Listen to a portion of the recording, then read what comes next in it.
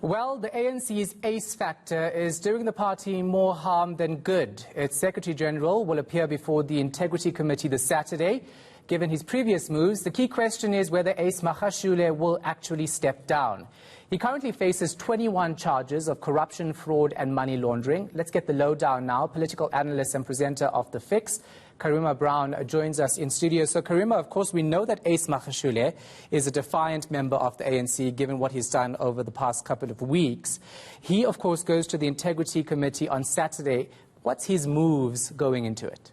I think the fact that he has already decided to go to the Integrity Committee is indicative of the fact that he is going to play a very strategic game inside the NEC with the officials and with the Integrity Committee. Ace Magashule has been on the campaign trail for, the last 2 or 3 weeks. In fact, on the day that we received notice that he is going to be formally issued with a warrant of arrest, he was in fact in Soweto campaigning ahead of the by-elections there. So he's a very astute politician. He knows he has to work the ground, and COVID-19 have, of course, made it difficult because ANC branches haven't met. All the meetings are virtual. So he's going to go to, areas that he thinks is going to be important. And as you know, the ANC Youth League, for example, doesn't exist anymore. They have now been asked to constitute a task team to get the conference up. I bet you that process is going to be riddled with problems. The Women's League really not, as strong as they used to be. And if you look at the ANC's Left Alliance, they've already told Cyril Ramaphosa to act even more firm with Ace Magashule. So he's going to try and ratchet up support in branches, in provinces, but that's going to cost him to physically visit those provinces and branches and to get his supporters in those areas to do the work. So he is very good at campaigning. He's a very good organizer, but there are huge logistical and real problems because the country has changed and it's impacted on the way in which people can organize politically. I think individuals have already shown their support. They've rocked up at the court. So I think he's going to play a tactical game. He's going to try and water his roots, but it's not going to be as easy as it used to be able to bus people around, especially with the second surge. It's not going to be so easy to nurse the individual branches. And then, of course, also his trial starts in February, almost as the ANC needs to get ready for a very tough municipal election that it faces, with no guarantees that it will necessarily be returned to power. And that's going to count against him, because the big thing is the ANC is going to have to tell communities that we can do better, we're not going to steal money. And of course, here they have a Secretary General that faces, a multitude of charges that will be on display in the courts. Yeah, so some are arguing, mainly opposition parties, that this decision and announcement from the NEC yesterday, in particular the President, was literally a slap on the wrist for Ace Magashule, and that he should have been forced to step down. But there are, of course, dynamics here. Take us through that. Absolutely. And I think the key issue, Shahan, is generally when a party like the ANC, which is quite divided and heavily contested, when it decides to move against a very senior party official, like it did, before former President Jacob Zuma was effectively told to go, the process is often drawn out and it's not in a straight line. So even though the resolution of the conference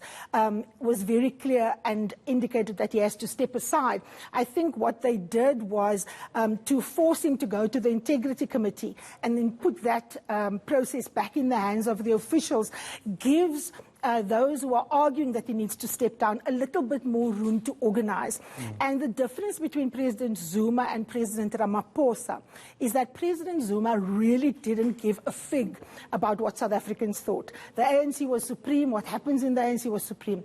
Cyril Ramaphosa is a lot more open to civil society pressure from the churches, from the trade unions, civil society organizations, anti-corruption organizations. And he's always argued that the the interests of South Africans have to be placed above that of narrow party positions. And I think that the pressure that is coming from society for the government to act against corrupt individuals and politicians is going to be something that Cyril Ramaphosa cannot ignore, more especially in an election year, and in an election year where the ANC is not guaranteed that it will win the major metros. Yeah. If you look at the mess in Nelson Mandela Bay, if you look at the grip that the DA, despite its problems, reasserted in the city of Cape Town, you look at how weak Jeff Makubo is here in, Johannesburg. The situation in Tshwane was wrested from the DA. The DA is back in charge. So there's very real,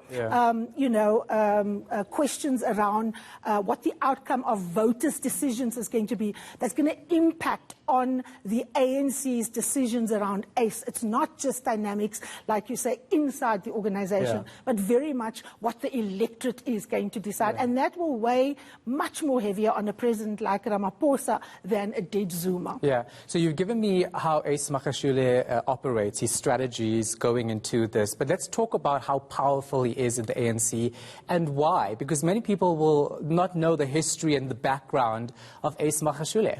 You know, it's very interesting because when Cyril Ramaphosa was the Secretary General of the ANC and Jacob Zuma was his deputy during the time of Nelson Mandela, it is actually Cyril Ramaphosa that sent Jacob Zuma to the Free State to disband Ace Magashule. So the efforts of the ANC to get rid of Magashule, stems way back. And of course, Thabo Mbeki tried unsuccessfully, and Ace really developed in the Free State with a strongman approach to politics, and he was in that province for close to 20 years.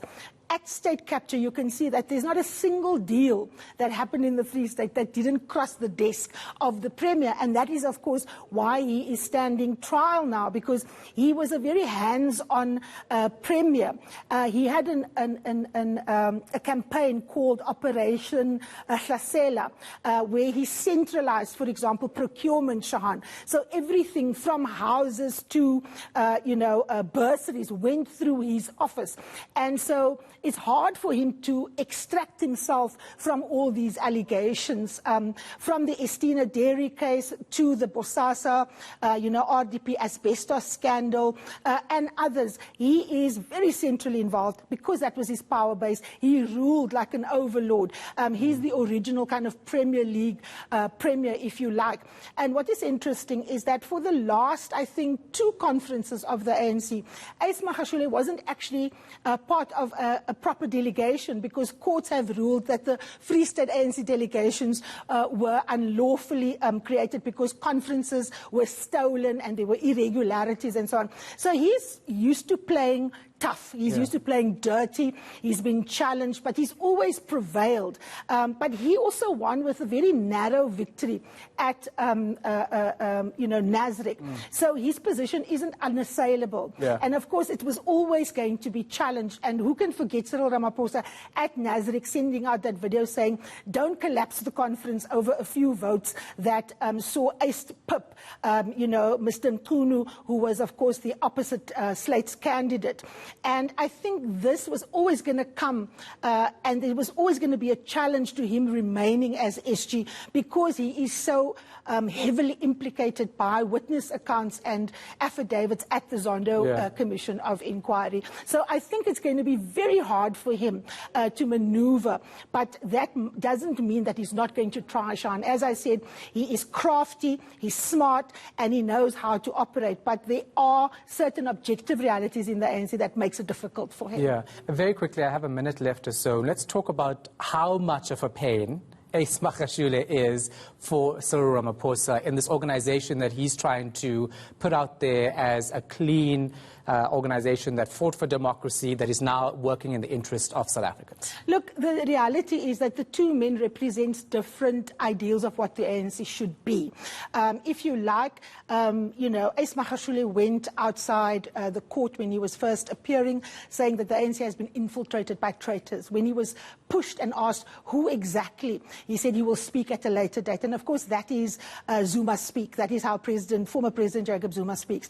If you speak to Cyril Ramaphosa and people who support him.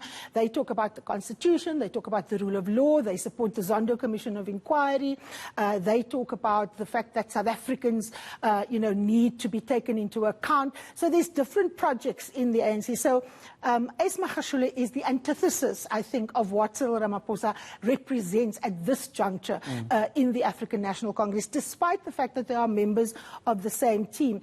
And let's not be confused, that top six is deeply divided. And of course, that's the group of people, Shahan, that will have to work out the modalities of, once he's been at that committee on Saturday, how that process works to the National Working Committee, and then, of course, back to the NEC. So a lot is going to depend on who in that top six is going to throw their weight behind Ace Magashule. But as I said, Cyril Ramaphosa is very alert to pressure from civil society and, of course, also groups like the churches. And they have made it absolutely clear, the veterans and others, that an accommodation with people who stand accused criminally of corruption is something that cannot be tolerated. So we're going to have to see, but this is a drawn-out, protracted battle. But as I said, it is in motion. There is no reversing it. All right. Thanks so much for the insight. Appreciate it. That, of course, is political analyst and presenter of The Fix, Karima Brown.